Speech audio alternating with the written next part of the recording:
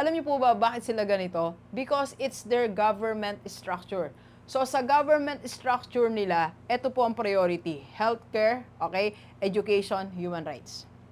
Okay? So, tatlong mahalagang component para magkaroon ng peace of mind ng tao, para magkaroon ng happiness, it is structured in their government.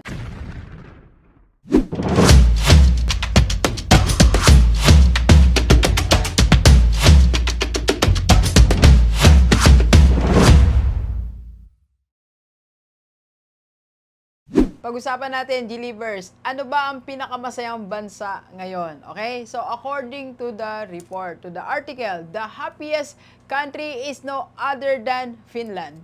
Yes, it's Finland. It's not US, it's not China, it's not Japan, and it's not even the Philippines. Okay? So, for 6 consecutive years, ang happiest country po is Finland. Okay? So, bakit nga ba happiest country ang Finland? Pag-usapan natin, let's go, let's go. So, tingnan muna natin ito po ang findings. So, of course, may researcher po ang nag-declare, no? First is, act of benevolence last year was 25% more common than they were in the days of pandemic. So, ibig sabihin po, so mas naging mapagbigay sila. Kung mapagbigay na po sila nung pandemic, bago mag-pandemic, mas naging mapagbigay pa sila even before or after ng pandemic. Okay? Nakita nyo po ang ang attitude nila, sa kabila ng pandemic, mas naging mapagbigay sila. Okay? Mas naging matulungin sila. Okay? So, second po, despite of pain and suffering of the past few years, people remained as happy in 2020 to 2022 as they were during pre-pandemic of 2017 to 2019. Ibig sabihin po, kung gaano sila kasaya noong 2017 to 2019, ganun pa rin sila kasaya nung panahon ng pandemic, noong 2020, noong 2022. Yan yung panahon na sobrang daming na-depress. Yan ang panahon na sobrang daming nalungkot. Di ba may mga nag-suicide pa nga, hindi kinaya ang year na yan, 2020 to 2022. Pero sila, kung gaano sila kasaya before, hindi nagbago ang kanilang happiness. Alright? So, ano nga ba ang sikreto ng mga taga-Finland? Tingnan na po natin, okay? First, according to the report, meron po silang positive social connections, connected to each other. Okay? Connected sa family, connected sa ibang tao, connected sa neighborhood, connected sa friends. Okay? So, sa atin pong lahat na gusto nating sumaya, be the happiest person in the family, be the happiest person in your workplace. So, stay connected. Ibig sabihin, hindi ka lang basta nakikipag-usap. Connect. You are sharing your emotions. Okay?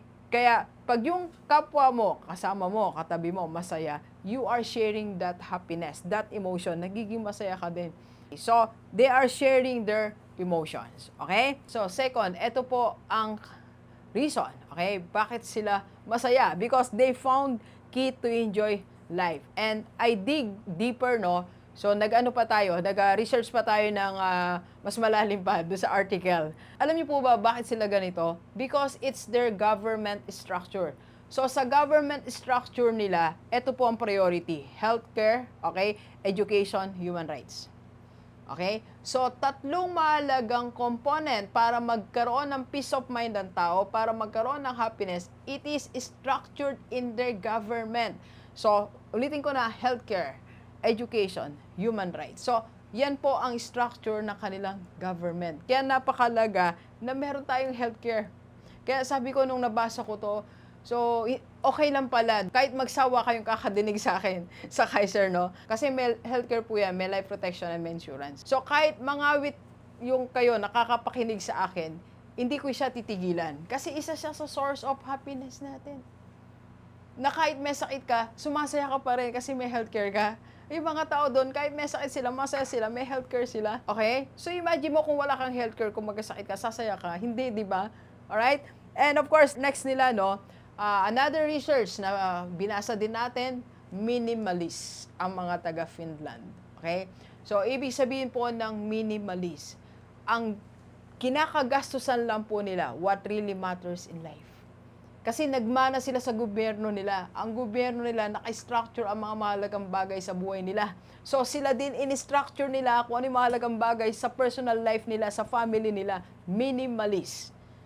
Alright? Kaya sa atin po lahat, gusto mo bang maging masaya? Pwede natin itong subukan. Okay? So, una, kailangan tumutulong pa rin tayo sa iba. Okay? So, hanggat kaya mong tumulong, tumulong ka. Help more people. Start by helping people. Alright? So, second, positive social relationship natin sa family natin. Positive lang. Pag umarap ka sa pamilya mo, positive. Smile. Pag umarap ka sa kliyente mo, smile. Pag umarap ka sa boss mo, positive. Lahat ng sasabihin niya, okay, merong magandang effect yan. Alright? And of course, ito po, pag-aralan mo rin maging minimalist. Okay? Pag-aralan natin na dapat ang mga ginagastusan natin tama lang, structured. Huwag natin kalimutan ang healthcare natin. Huwag natin kalimutan ang investment natin. Okay? So, gumastos ka lang dun sa tama, dun sa makakatulong sa iyo. Alam nyo, napakalaking tulong talaga maging minimalist tayo. Ako, minimalist na po ako talaga. Hindi complete, no? Hindi 100%. So, mula sa mga damit ko, structured na po yan kung ano susuot. Ni-iba-iba lang namin ang kulay, pero white lang po talaga. Misa nagsasawa lang ako sa white long sleeves. Sapatos ko puti. Hindi ako namimili na ng maraming bagay na hindi naman nakapaki-pakinabang. Minimalist, okay? Spend only for what is needed. Don't forget your healthcare, okay? Maraming salamat. Be the happiest person. Let's go, let's go. Kapi tayo. Thank you for watching. We are inviting you to attend our free webinar on how to save and invest the right way and how to avail sa Kaiser. PM na sa personal FB ko po.